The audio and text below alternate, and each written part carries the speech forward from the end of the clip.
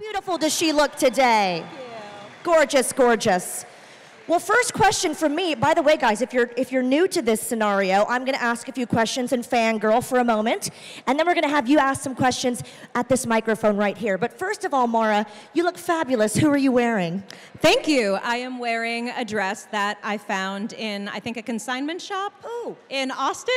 Yeah, that's sometimes the best place to find things. It is indeed. How are you Maybe enjoying? it was a charity shop? Yeah. Charity shop, yes. A lot of good ones here in Belfast. How are you enjoying Belfast so far? I am loving it. Can we get a round of applause for Belfast, please? Seriously, a truly beautiful city. I've never been here before. The people are so incredibly nice. I have been having a wonderful time here. I absolutely love it. I'm sending photos back to my family, and they are very jealous. Yay. Yeah, we I love you Mara too. Wilson. Thank you, Belfast. We My are first so time in excited to Northern have you here. Ireland. My first time in Northern Ireland. First time, altogether. round of applause. Yeah, I love it. Welcome. Is that Dairy Girls cosplay? Love Dairy Girls. Dairy Girls. Love Dairy Girls. Give it up for Gabby, everybody. She's hosting our cosplay masquerade. She's the lady to see here at 12:15. But Mara, you're no stranger to Comic Cons. But when you do get to travel, do you get to see any of the culture? Do you make time to see? I do. I got to walk around yesterday. I went to a lot of shops and bought a lot of presents for people back home. I always insist on them sending me a day early because, first of all, it's very hard to adjust to the time difference. Yeah. Because I've lived in Los Angeles, I've lived in New York, both places very big time difference. And also, I want to explore. And I'm always happy to visit this part of the world, and I'm super excited to be here. And, you get a feel for the city. Like, my biggest things when I go to a new city are, is it okay to jaywalk? And is it okay to smile at strangers? Or say hi to strangers? The answer to Belfast seems to be yes to all three, which honestly is ideal. Because sometimes you just don't want to wait. I'm sorry, I shouldn't be saying this. Children always cross when it's okay to cross, okay? Always cross when it's okay to cross, but I don't know. The people here are so incredibly friendly, and everybody's just like, yeah, that's Belfast. Everyone's nice. They really are. You guys are a fantastic group of people. I know you're going to have some great questions in a moment. But the only problem I have, Mara, is when I interview you, I never know where to start because I have seen everything you've ever been in. Honestly, I'm such a fan of yours. Is there anything that you're particularly proud of that you've done personally or professionally? Well, I actually got some interesting news recently. I was talking with my favorite uncle, Danny DeVito. He gave me a call. He asked if I wanted to do a screening, and I said, oh, actually, I'm going to be in Belfast that weekend. And he told me something that I was not expecting. He said, oh, I have family there. Apparently, there are DeVitos in Northern Ireland. Shout out to the DeVitos, wherever they are. I mean, I know there's definitely like a little Italy in Belfast, but he was like, our family left, we left Italy maybe, I don't know when exactly, but he's like, yeah, some were in Belfast, some were in the South, but yeah, we have family in Ireland and Northern Ireland. And I was not expecting him to say that, but he's like, so yeah, if you run into a DeVito, that's one of mine. So that was one of the coolest things, and I thought that you all would enjoy that, knowing that Danny DeVito has some Northern Irish connections. Any DeVitos, please feel free to make yourself known. Shout out to the DeVitos. Yes. You've worked with so many amazing people, Danny DeVito included, and obviously we all love Robin Williams. Oh, yeah. Can you talk for a moment of what it was like to work with such a legend? Robin was great. He was wonderful with children. I mean, he kind of came alive when he had an audience. He could actually be kind of shy and introverted at times, but then he would just sort of switch on and he would become the ultimate performer. And he loved having an audience, and I was 5 years old, so I loved having him entertain me. He would make little hand puppets that said things like, I don't like you, you smell like poop. And when you're 5 years old, that is the height of comedy. And he would make his carpet bag bark like a dog. There was one time, actually, where one of the first times I met him, he asked what kind of music I liked. And I am a theater kid at heart. I always have been. So I told him that I liked musicals. And he started singing There Is Nothing Like a Dame from South Pacific while dressed as a woman.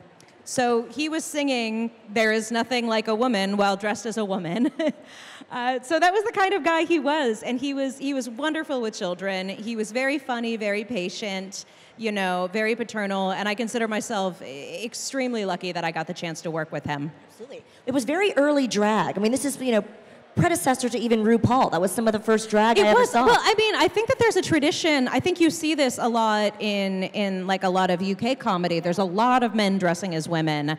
That's sort of a thing, you know, pantomimes. That's like something you see at Christmas here. You know, in the U.S. maybe it's a little bit different. It's more RuPaul. It's more over the top. But here, you know, I think it's considered a little bit more part of the history. I mean, you look at Monty Python, right? Yeah, for sure. A little over the top, a little silly, and so we're kind of carrying on that tradition. Absolutely. If you guys have any questions for the fabulous Mara Wilson, we've got a microphone right here. Don't be shy.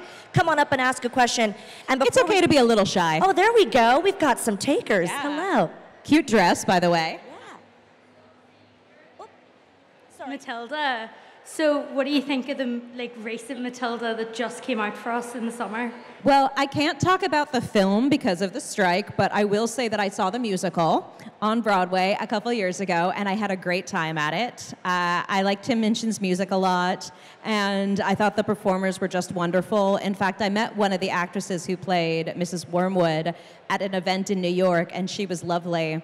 And there was a charity event I was doing, and one of the little Matildas was there singing a song from it. And I went up to her mom and I said, "Hi, I'm Mara Wilson." And she said, "Oh, we know who you are." And the two of us took a picture together, Matilda and Matilda, and they both were adorable. And I mean, it's a story that resonates with everybody. I'm sure Matilda probably meant a lot to you. Matilda meant a lot to me even before I was in the film.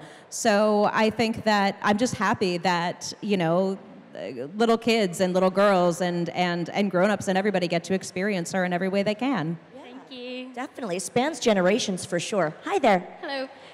My question is, what was it like to work with Danny DeVito? Oh, he was wonderful. Like I said, he's like my favorite uncle. He always made sure that I was very involved in the filming. Like, there's a doll that you'll see in the scene that has like these, you know, red pipe cleaner hairs, and she just looks very crazy and weird. And that was actually my design. He said that he wanted me to design a doll that Matilda could have made from scraps around the house. And he would do things he would teach me how to do pratfalls and stage fights, and he would just be very silly and was very fun. And there was one time actually in the dancing scene, I was very, very nervous to dance because I'm not a very good dancer. I love to dance, but I more bounce along to the music than dance. So I told him I was nervous to dance, and he said, "Okay, the rule is that day, everyone has to dance. Everyone." So that day came, and I was dancing, and the sound engineers were dancing, and my mom was dancing, and the assistant directors were, and there's a lot of people on a set, you know, there's at least 30 people around at any time. Everybody was dancing, and we just had a giant dance party. So that was the kind of guy he was. He understood kids, and he understood me, and he knew the good ways to work with me. And I had a really wonderful time working with him, and once again, he's somebody that I am very happy to know. Thank you. Great question. Thank you. And he might be one of your, you know, Irish uncles too. You never know. You never know. Hi. My question is, what was your favorite scene to film in Matilda? Let's see. I think we can talk about that. Probably chasing Miss Trunchbull out of the yeah, because I mean, who doesn't want to have like a giant food fight, right? And we just threw stuff at her. And Pam took it very well. Pam, by the way, who played Miss Trunchbull, is one of the nicest women I have ever met. So that, and also filming the scenes with Embeth at the end where we're roller skating and we're eating chocolates. Although one time we were eating the chocolates and Danny was yelling out suggestions and he said, "Feed each other." And I was very sad because I had a caramel that I really wanted to eat. And I went like this, and she went like this, and I bit into the one that she gave me, and it was full of cherry cordial, and it spilled all down the front of my costume, and I had to go change. So that was fun, even if it was a little bit messy. Thank you. Thank you. Hiya. My question is, have you read any good books lately? And have you got any good recommendations? That is a very good question. Let's see. What have I read lately that I really liked? I really liked the book Spinning Silver. That was a fun fantasy book that I read. I do a lot of audiobook narration, so I really love reading books for audiobooks. I read Chuck Tingle's Camp Damascus. That was a very fun one, and unlike Chuck Tingle's other work, it is appropriate. Let's see, I did, let me think of other books. Oh, I really like the Neapolitan novels, My Brilliant Friend. I really loved those books. N.K. Jemison's The Broken Earth trilogy, love N.K. Jemison, and Kim Stanley Robinson's Aurora. If you like speculative fiction or fantasy, great books to read. And let's see, my friend Kevin R. Free, who works on a program with me called Welcome to Night Vale. Some of you might know. Anybody know Night Vale? No. Yeah, a couple people know Night Vale. He worked on a book called The Last Slave Ship. He did the audiobook for that narration, and he was absolutely fantastic. And if you like mystery, I found a very good cozy mystery that I listened to the audiobook of recently called Arsenic and Adobo, like chicken adobo, which is like a garlicky chicken. And I really love that because my stepfamily's Filipino and all the recipes in that are Filipino as well. So that was a really fun book too. Great question. Thank you, cool, thank you. Great question. Hi there. I'm our big fan. So my question is about Pam Ferris. Like, was she really like terrify you and the kids on set? Like, when you met her, was she like dressed up? No, when I first met her, Mbeth, who played Miss Honey, and I were sitting around, and I think we were all having tea. And she came in and she showed us photos of her cats. So she was very gentle and soft-spoken, and she showed us 2 little kitties cuddling. And I asked if the kitties were in love, and she said, no, they're brothers.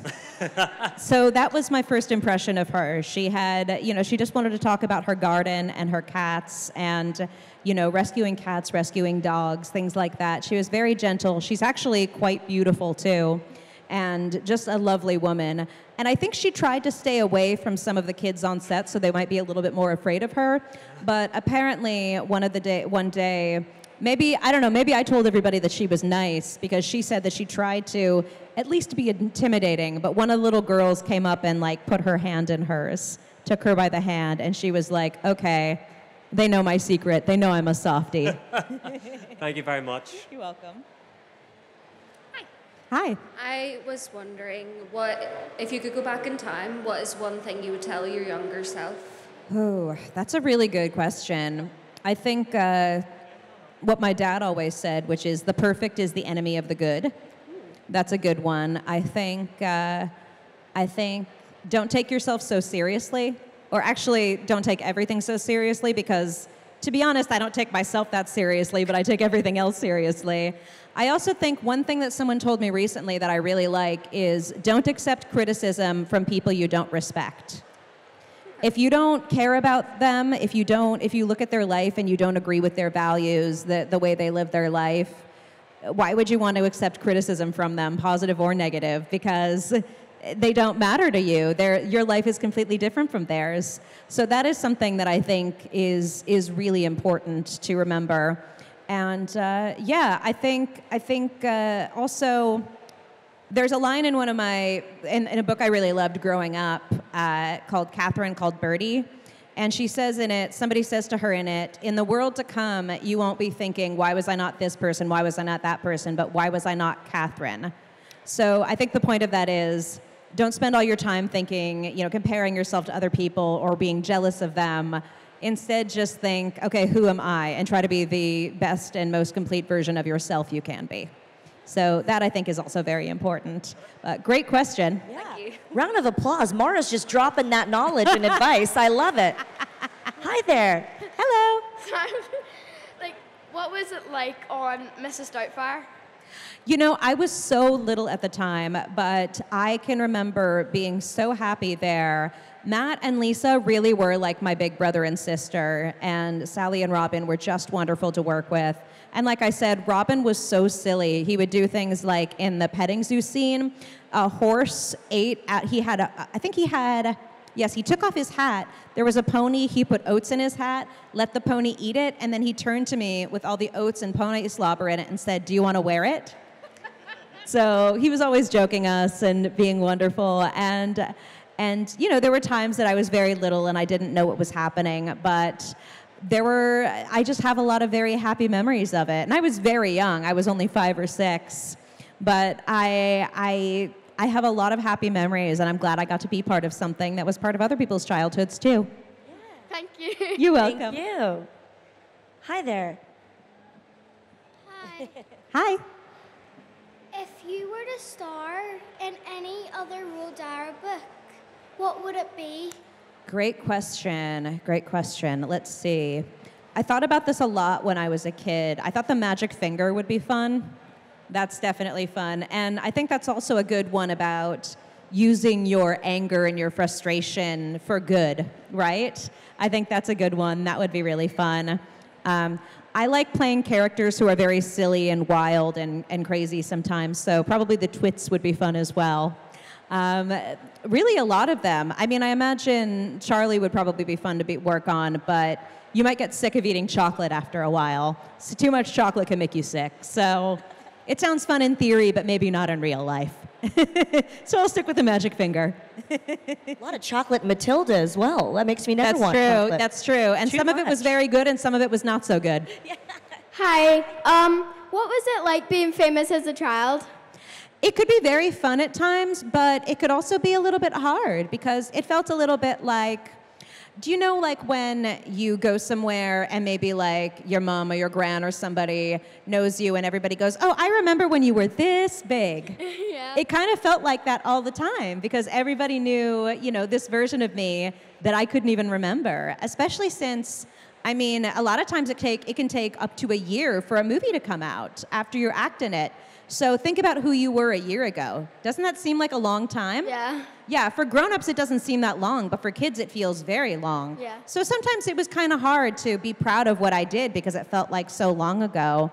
And maybe sometimes people would expect me to be mean or to be spoiled, and that kind of hurt my feelings. So at times it was very hard, but I will say it was also really fun.